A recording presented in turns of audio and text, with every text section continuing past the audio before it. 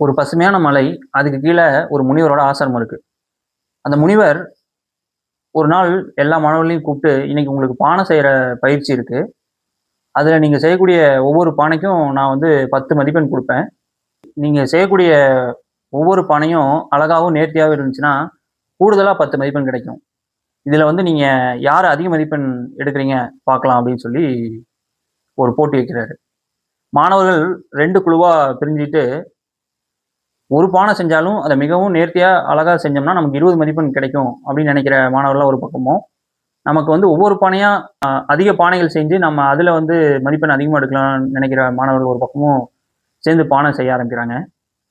இறுதியா பார்க்கும்போது, இந்த ஒவ்வொரு பானையா நம்ம செஞ்சு மதிப்பெண் எடுக்கலாம் அப்படின்னு நெனைச்ச மாணவர்கள் பார்த்தோம்னா, முதல்ல செஞ்ச பானைகள்லாம் கொஞ்சம் நெளிஞ்சு வந்திருந்தது. சரியான உருவம் இல்ல. அப்படியான மாரி செஞ்சு ஒரு 4 பானை, 5 பானை அப்படி செய்ய அவங்களுக்கு வந்து அந்த பானையோட உருவம் சரியா வந்து அவங்க அதிக பானைகள் செய்ய ஆரம்பிக்கிறாங்க.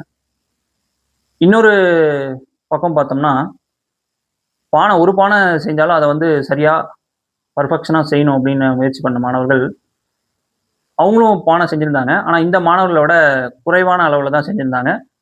இறுதியா இந்த ஒவ்வொரு பானையா செஞ்சு நம்ம அதிக மதிப்பெண் எடுக்கலாம் அப்படின்னு நெனைச்ச மாணவர்கள் தான் இந்த போட்டியில வெற்றி அடைஞ்சாங்க. நண்பர்களே, நம்ம எல்லாருமே ஒரு விஷயத்த பெர்ஃபெக்ட்டா செய்யணும்னு சொல்லி, அதுக்கு என்னென்ன விஷயங்கள் தேவைப்படும் அப்படின்னு சொல்லி, தேடியே சில விஷயங்கள் நம்ம செய்யாம விட்டுருப்போம். இதுதான் ஃபெயிலியர் ஆஃப் பெர்ஃபெக்ஷனிசம் சொல்லுவாங்க.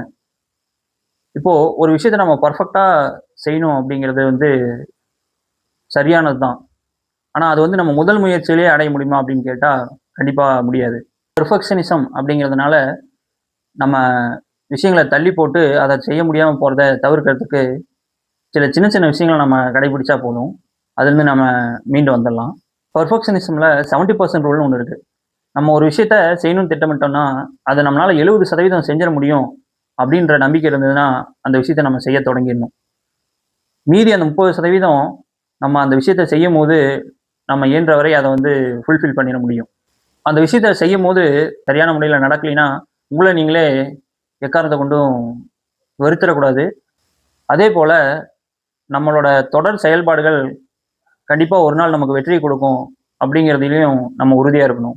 என்னதான் நம்ம முதல் முயற்சியில, 2வது முயற்சியில அதுல நம்ம தவறுகள் செய்தாலும், நம்ம தொடர்ந்து அத செய்யும்போது, அந்த தவறுகள நம்மளால சரி செய்ய முடியும் அப்படிங்கிற நம்பிக்கை நமக்கு கண்டிப்பா இருக்கணும்.